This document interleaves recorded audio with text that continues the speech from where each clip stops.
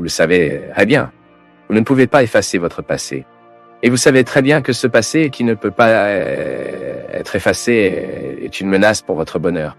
Parce que vous courez le risque de rester collé à ce que cela n'a pas fonctionné, non? Vous risquez de vous punir pour ce qui n'était pas bon, car ce qui n'en valait pas la peine. Si nous ne prenons pas attention, notre passé devient une source de punition. Si nous ne prenons pas attention, nous transformons notre passé en une sorte de prison. Mais lorsque Jésus enseigne aux gens à réinterpréter le passé, il fait en fait un proséa pour les mettre du point de vue que ce qui pourrait apparemment être une prison devient un lieu d'apprentissage. Et c'est ainsi que nous célébrons la vie, non? Je regarde ce que j'ai vécu et je propose, d'après ce que j'ai vécu, corriger ce qui n'était pas bon. Et me projette avec un peu plus d'espoir afin que mon avenir soit plus prometteur, afin que je puisse être plus heureux, afin que je puisse fêter moi en tant que personne. C'est ce que nous voulons. Faites notre vie mon travail, toujours pour vous qui m'accompagnez, pour vous qui êtes avec moi ici dans le programme, afin que nous ayons toujours l'occasion de recommencer. Si bien quand dans la vie nous avons la possibilité de tourner la page, de fermer une porte, d'en ouvrir une autre, soudain cela n'en valait pas la peine. Nous avons le droit de dire « Regardez, je ne veux plus en parler. Je voudrais me donner une nouvelle opportunité. » Même parce que ce qui manque parfois dans notre vie, c'est non, nous obtenons une nouvelle opportunité. Nous nous engageons à changer ce qui n'en valait pas la peine et en même temps nous devrons vivre un nouveau moment dans notre histoire. C'est ainsi que Dieu agit dans nos vies. Il est très important que nous ayons cette volonté envers le nouveau, car l'expérience de Dieu en dépend. La mystique en dépend. Nous sommes en mesure de faire de notre passé un trampoline pour la nouvelle période.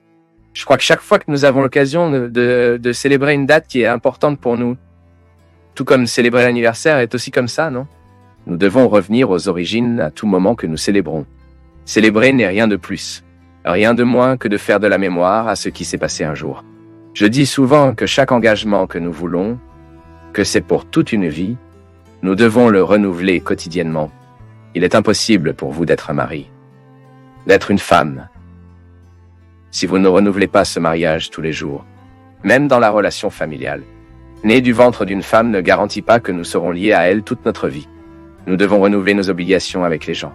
Et célébrer cela, tout comme l'Eucharistie est la célébration de la mémoire d'un événement, une personne est un rite symbolique qui met à jour une réelle présence. Et je vais choisir de vous lire aujourd'hui un de mon texte qui est dans un livre que j'ai écrit dès que j'étais prêtre aussi, quelques années plus tard, qui est le livre qui m'a volé, qui était mon deuxième travail littéraire. Mon premier livre est Le Temps, le désir et l'oubli. Ensuite, j'ai écrit ceci ici un peu plus tard, quand j'ai eu l'occasion de lancer mon premier livre par le Nouveau Livre. Et je voyais ici aujourd'hui un texte qui me rappelle en quelque sorte ce que c'est que de célébrer. C'est un texte appelé Retour. Ce n'est qu'après avoir parcouru des terres étranges que je pourrais reconnaître la beauté de ma maison. L'absence mesure la taille du lieu perdu, montre ce qui était autrefois caché par l'habitude. J'ai regardé ma mère comme si c'était la première fois. J'avais l'air d'être à nouveau un petit enfant, découvrant ces femmes si maternelles. J'ai ouvert la porte principale comme ceux qui ont ouvert un coffre-fort qui protégeait des valeurs incommensurables. Les voies du jour ont été rouvertes. Je me suis allongé sur les genoux de ma mère, comme si je voulais réaliser l'exploit d'être généré à nouveau. Ses mains sur mes cheveux semblaient me rendre vers moi-même. Main avec la power des sutures existicales. Enfin, c'était comme si le geste avait une voix capable de me dire « Dors mon fils, dors, car tant que vous dormez, je vous ferai à nouveau. » Dormez mon fils, dors. C'est pour moi de célébrer aujourd'hui mon personne. Il est, d'une manière ou d'une autre, d'avoir l'occasion de revenir par la mémoire, de se souvenir de mon engagement que le jour, le 15 décembre 2001, faisait ce retour par la mémoire et renouvelle aujourd'hui l'engagement du passé. C'est comme si nous allions à nouveau sur les genoux de notre mère, c'est ainsi que nous avons la possibilité de faire à nouveau. C'est pour célébrer la vie. C'est nous pour accomplir cette pruya, pour recevoir la vie comme si nous commençons aujourd'hui. C'est ce qui fait que notre existence ne perd jamais de sens. Soit dit en passant, je pense que c'était la grande pruya que Jésus a réalisée dans la vie des gens. C'est pourquoi Jésus était si inoubliable. C'est pourquoi Jésus était si frappant. C'est parce que lorsqu'il est entré dans la vie des gens, il a ouvert une nouvelle fois. Je souhaite que la force du cœur de Dieu soit toujours présente avec vous, vous donnant le don de la foi, vous donnant le don de discernement et d'équilibre, si nécessaire, pour que la vie soit meilleure et plus heureuse. Seigneur, sois avec toi. Il est entre nous. Versez la bénédiction du Dieu Tout-Puissant sur nous, Père, Fils et Saint-Esprit. Parfois, la personne s'approche de vous parce que vous avez une personne qui a travaillé dans votre région, donc il est bon d'apparaître à vos côtés, il est bon de prendre une photo avec vous, il est bon de démontrer aux autres que c'est votre intime, qu'elle est à Toyami, mais en fait, à qui vous êtes, elle s'intéresse à la coquille que vous avez. Aujourd'hui, nous vivons en ce moment, à propos, où nous montrons tellement. Tout le monde a un réseau social où il est montré. Cela peut devenir une névrose, car vous finissez par chercher des personnes.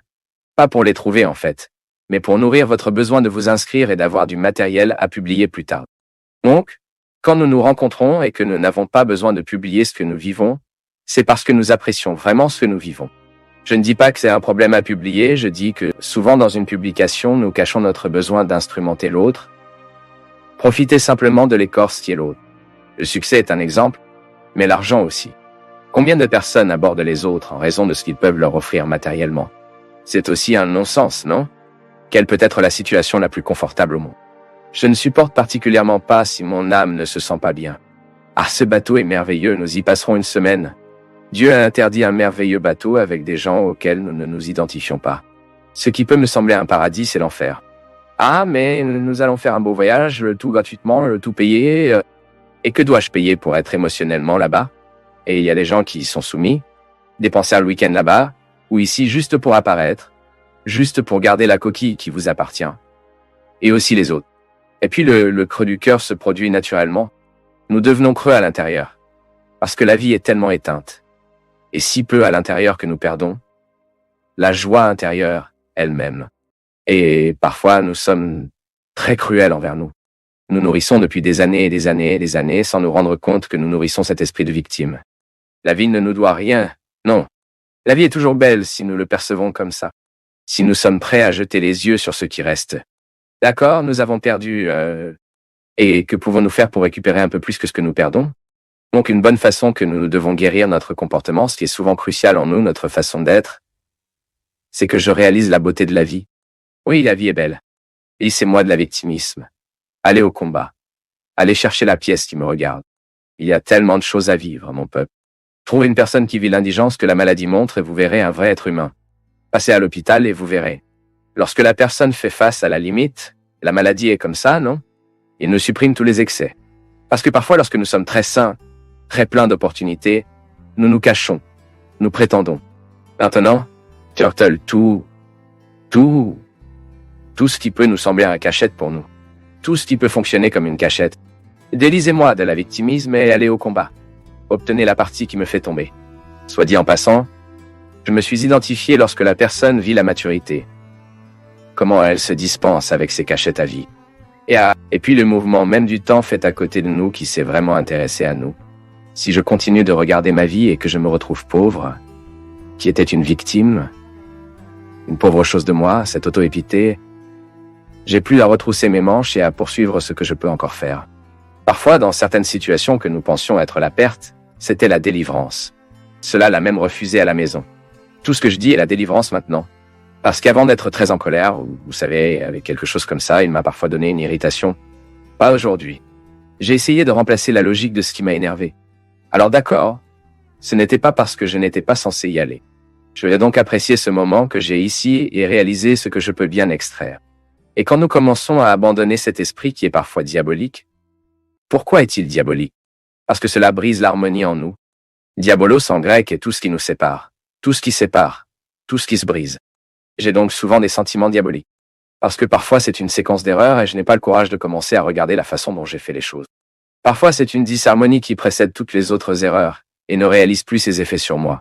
Soit dit en passant, j'ai identifié comment, lorsque la personne vit emmurie, et comment est-il bon de vivre avec ces gens qui n'ont plus besoin de se cacher? Délisez-moi de la victimisme et allez au combat. Allez chercher la partie qui me convient.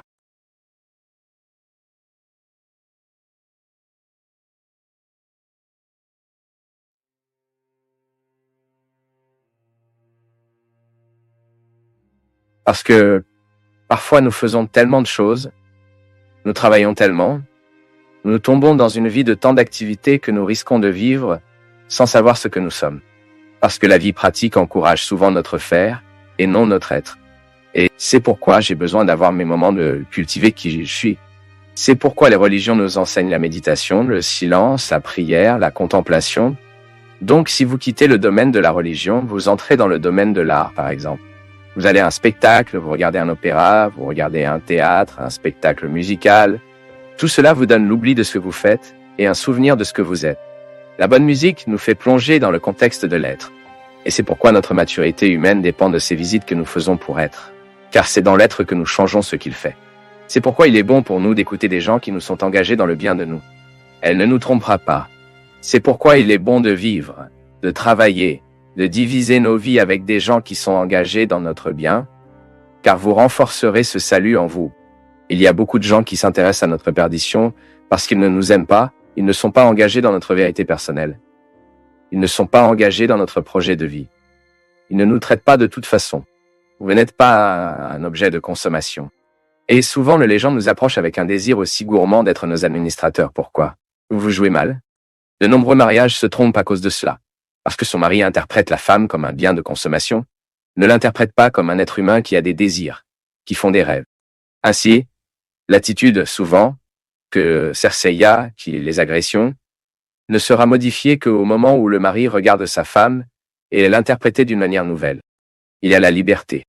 Et dans la liberté, nous pouvons être frères, nous pouvons être amis, nous pouvons être heureux, car personne n'est empêché d'être. C'est pourquoi Jésus parle, et il conseille le sien à l'époque, que nous devons avoir un cœur similaire au sien.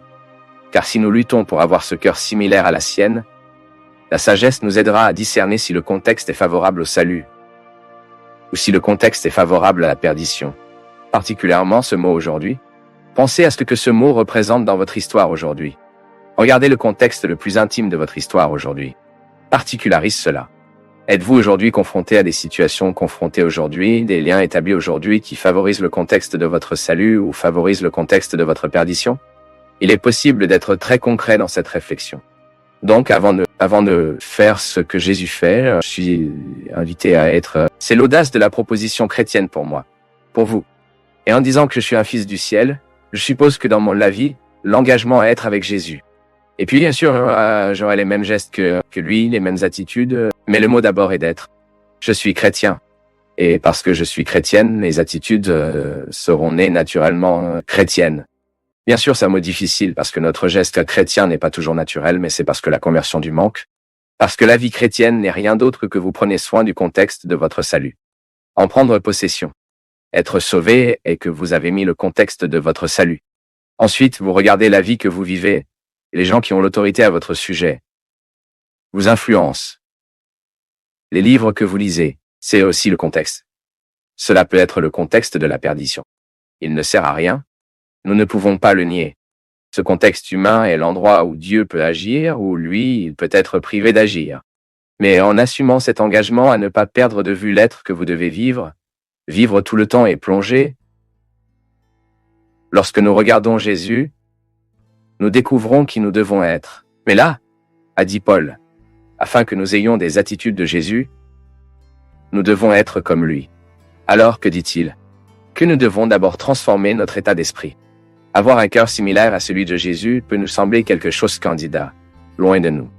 Avoir un cœur similaire au sien, c'est avoir un cœur capable d'assurer le contexte de notre salut. Et encore une fois, nous ne parlons pas seulement.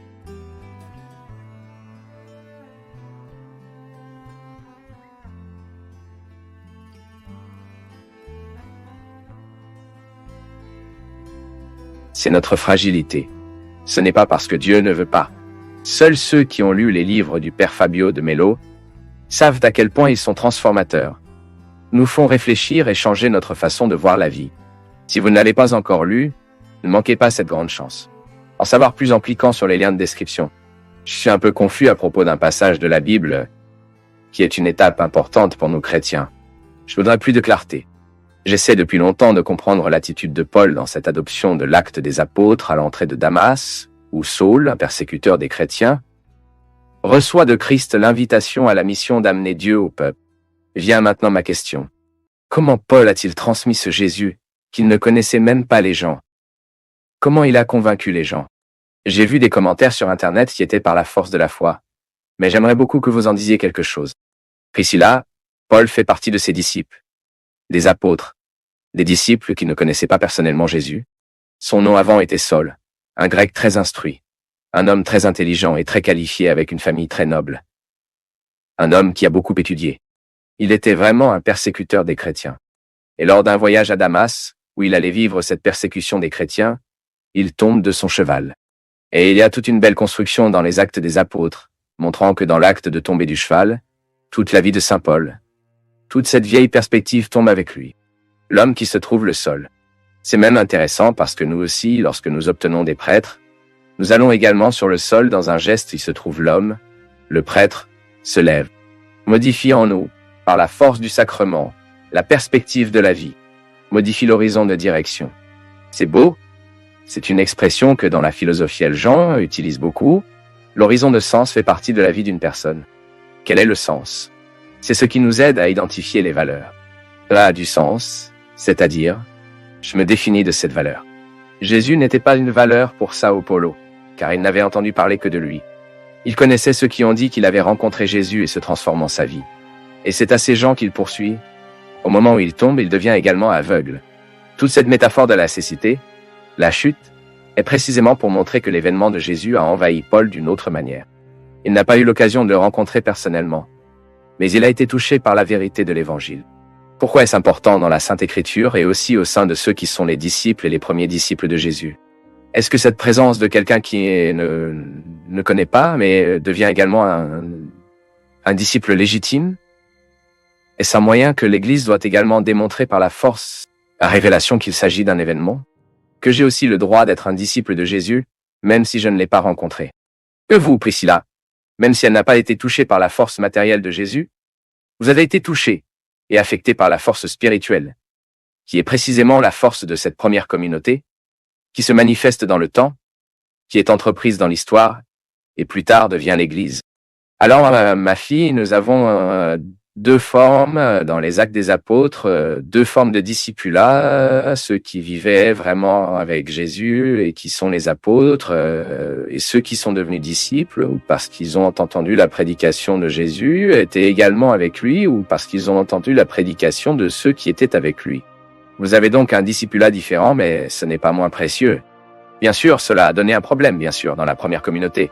Il devrait certainement avoir l'un ou l'autre préjudice contre ceux qui n'avaient pas de contact physique avec Jésus. Mais c'est beau pour nous de voir, par exemple, toute la théologie. Cela tourne beaucoup autour des enseignements de Sao Paulo.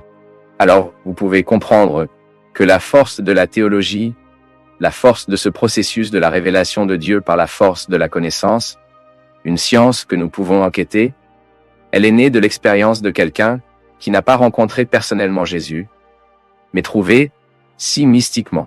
Parce que cela fait que l'Église continue dans ce mouvement mystique de la durée, ce qui est une présence plus que concrète.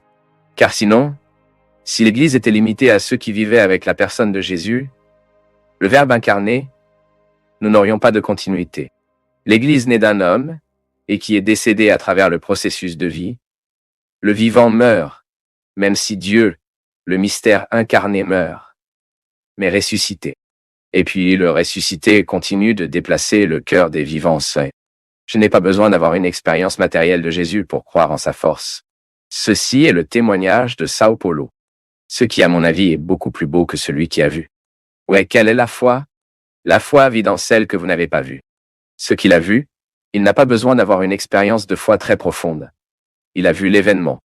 Mais nous, lorsque nous n'avons pas vu et croyons en la parole de ceux que nous avons vus, nous sommes entièrement dans le domaine de la foi. Ainsi, quand nous avons cette expérience de Paul en tant qu'expérience de l'Église, nous pourrions le dire, Saint Paul est l'exemple de l'expérience mystique que nous faisons du Christ. Car il n'a pas rencontré personnellement Jésus, il a fait l'expérience des ressuscités. C'est très intéressant car même son nom est modifié.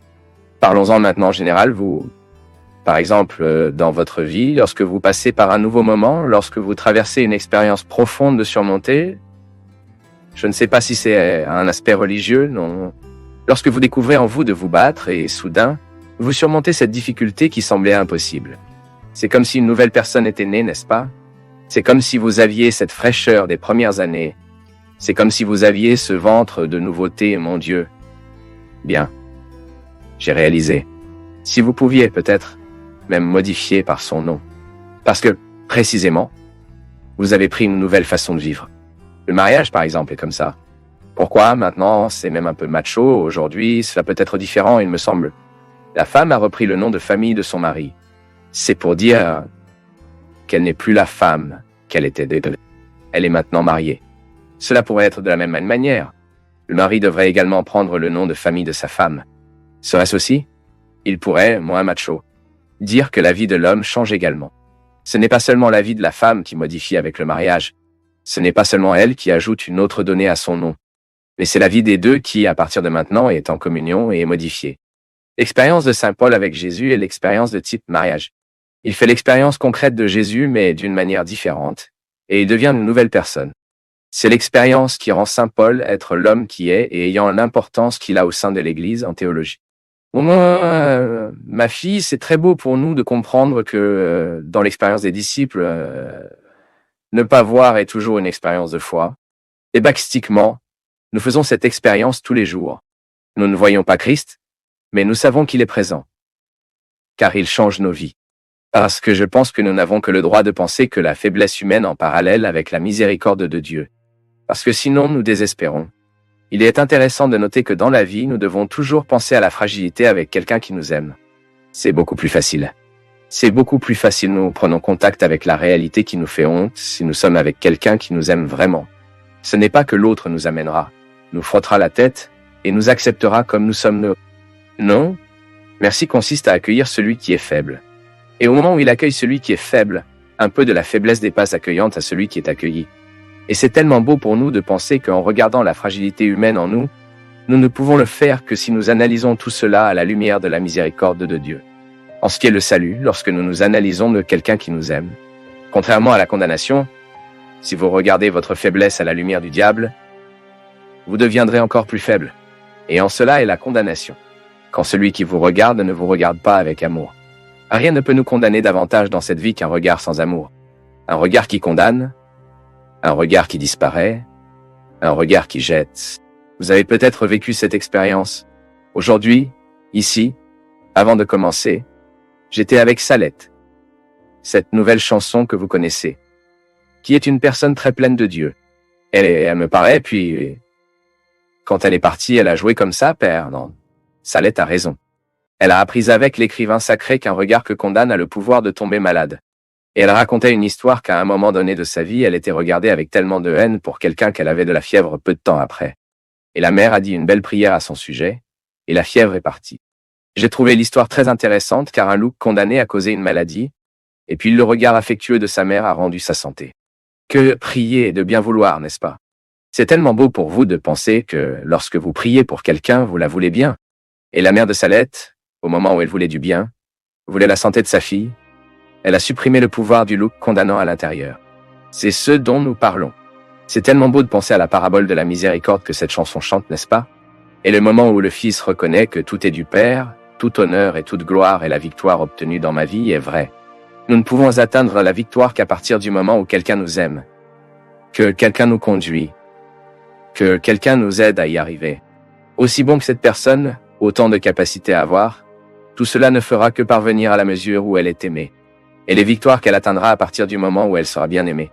Je peux vous dire que je n'ai jamais de ma vie. J'ai vécu une période de victoire que j'ai vécue dernier mois au cours des 2 dernières années. Qui sait? Dieu a été extravagant avec les générosités qu'il a eues avec moi. Je ne mérite même pas la moitié. Là, nous sommes responsables de faire en sorte que l'amour de Dieu se produise à travers nous. C'est pourquoi j'ai dit que ma vie avait été une expérience de retour. Saint Augustin a dit très magnifiquement que Dieu nous demande seulement. Dieu ne nous demande pas l'impossible. Nous ne demandons pas quelque chose d'impossible pour quelqu'un que nous aimons. Donc si Dieu nous demande, si Dieu me demande, si Dieu vous demande, c'est parce qu'il nous a déjà donné.